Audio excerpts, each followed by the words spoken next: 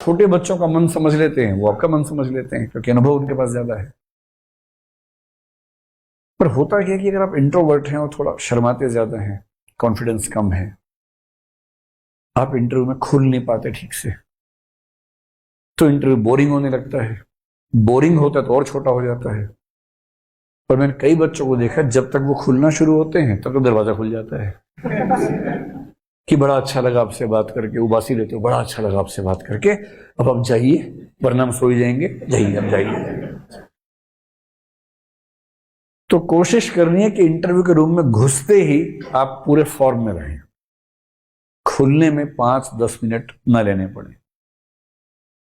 इतना निसंकोची होना, जिसके लिए आप अजीब अजीब शब्दों का इस्तेमाल कर रहे थे अभी, निर्लज्ज और क्या क्या बोल रहे थे, शर्म बोल रहे थे, वो सब नहीं, मतलब सहज, कॉन्फिडेंट, आत्मविश्वास, वो होना है। और पहले सवाल से बहुत हुआ तो 1-2 सवाल आप जैसे जाएंगे, हल्का सा घबराहट तो होती है भाई, पहली बार तो सबको होती है, क्योंकि आपके लिए जिंदगी और मौत का सवाल है, उनके लिए आज के 12 में से 8वां है। बुलाओ बुलाओ जल्दी बुलाओ, 8वां, चारों बच्चे लो लो लो लो, वो इस मूड में आओ। और आपको लग रहा है कि भैया सारे भगवान देख रहे होंगे, पुष्प लेके खड़े हैं बरसात करने के लिए, पूरी कायनात के केंद्र में मैं हूं, सारी कायनात देख रही है मुझे, कोई नहीं देख रहा आपको। वो 5 भी, उनको ज्यादा चिंता बाकी 4 की है कि इसको निपटाएं तो और 4 को निपटाएं। तो परसेप्शन का अंतर है।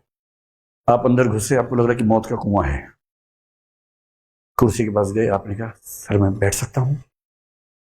वो बोलना भूल गए थे आपको कि बैठ जाइए, और आपको लग रहा है कि अच्छा शुरू हो गया है, चेक कर रहे हैं,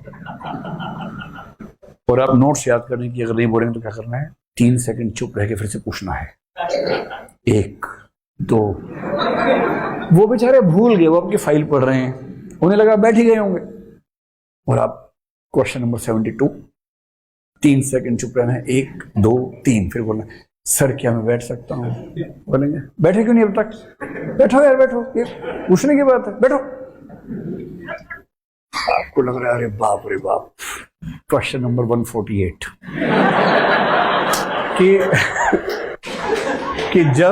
कि जब डांट के बोले बैठने के लिए तो क्या रिस्पॉन्ड देना है, 2 सेकंड चुप रहना है और फिर मुस्कुरा के बोलना थैंक यू सर। आप बैठे, अच्छा नोट्स में ये लिखा कि बैठने के बाद मुस्कुराने की, बैठने के पहले मुस्कुराना है। आप परेशान है, पहले मुस्कुराओगे पहले बैठूं,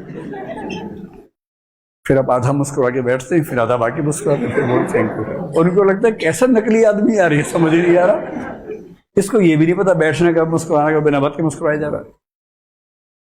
एक बार कुछ एक्सपर्ट्स ने एक बच्चे से कहा कि बेटा मुस्कुराते रहना, अब वो गांठ बांध के चला गया कि मुस्कुरा रहे। उससे पूछ लिए बड़े मुश्किल ऐसे सवाल कि आपके जीवन में सबसे मुश्किल समय कौन सा है, सर जब मेरी मां मरी, और मुस्कुरा के बोल रहे हैं उस बात को। अरे भाई मां की मृत्यु हुई है और आप मुस्कुरा के बोल रहे हैं। जब चेहरे पर रोने का भाव होना चाहिए या कम से कम थोड़ा सहज भाव रहे, वहां मुस्कुरा रहा है, और मेंबर्स के मन में आ रहा है कि उठ के पीटे इसको कमर को, ये आईएएस का इंटरव्यू दे, कल को पता नहीं कहां जाके मुस्कुरा देगा और कितना माहौल खराब कर देगा। ये सब ड्रामा नहीं करना है, एकदम सहज स्मार्ट इंसान की तरह से।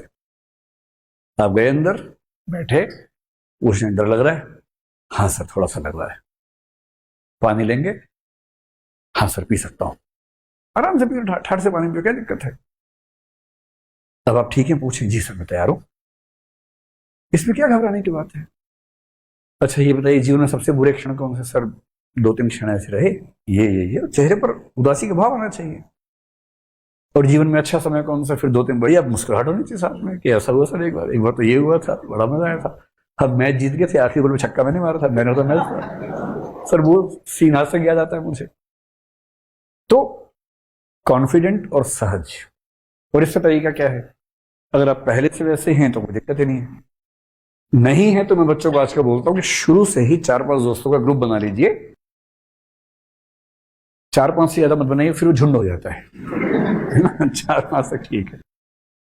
और 4-5 में कोशिश करने की डाइवर्सिटी थोड़ी सी रहे, जैसे 2-3 बच्चे हिंदू हैं, एक बच्चा मुस्लिम हो जाए, कोई सिख है तो वो बच्चा हो, जैसे क्या होता है कि एक दूसरी संस्कृति के बच्चे से बात करने मात्र से आपका सोचने का तरीका इतना अच्छा हो जाएगा, क्योंकि आप दुनिया को एक दूसरी निगाह से भी देख पाएंगे। भाई एक निगाह आपने अपने घर में हासिल की है, एक निगाह उस बच्चे ने अपने घर में हासिल की। जब आप बातचीत करेंगे तो आपको बिना एक्स्ट्रा किताब पढ़े कई चीजों को समझने के नजरिए मिलेंगे बहुत सारे। ऐसे ही 2-3 लड़के हैं, 1-2 लड़कियां हैं, ताकि वो कॉन्फिडेंस रहे कि कल को बोर्ड में मैडम बैठी हो तो आप घबरा ना जाए, वहां पर कोई लड़की सर को देख के ना घबरा जाए। तो थोड़ा सा एक डाइवर्स किस्म का ग्रुप जिसमें आप रोज आधा घंटा या सप्ताह में एक बार 2-3 घंटे बैठ के 4 लोग बैठे 5वें का इंटरव्यू लें, या एक टॉपिक तय कर लीजिए, एक व्यक्ति स्पीच देगा 15 मिनट की, फिर बाकी लोग सवाल पूछेंगे उससे। कुछ ऐसा जिससे आपको बोलने का, सवाल झेलने का अभ्यास समय के साथ होता रहे। इतना करते रहेंगे तो बाकी मेंस मेंटरशिप जब आप मेंस दे देंगे उसके बाद फिर 3 महीने हम लोग काम करेंगे साथ में, और तब ऐसे बहुत सारे सेशंस आपके करेंगे जिसमें आप बोलने का अभ्यास करते रहेंगे और इंटरव्यू में आपको दिक्कत नहीं आएगी।